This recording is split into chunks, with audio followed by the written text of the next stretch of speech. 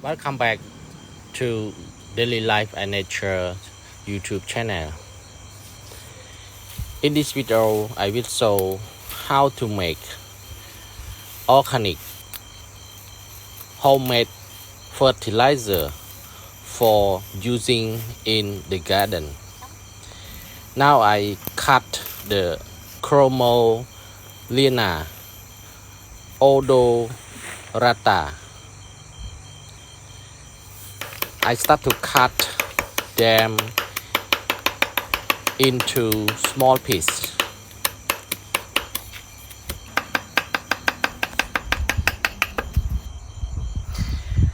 After cutting, here is the coconut core, dry cow dung, raw charcoal, and calcium bonate. Here is the organic fertilizer mixing ratio. Please enjoy watching together.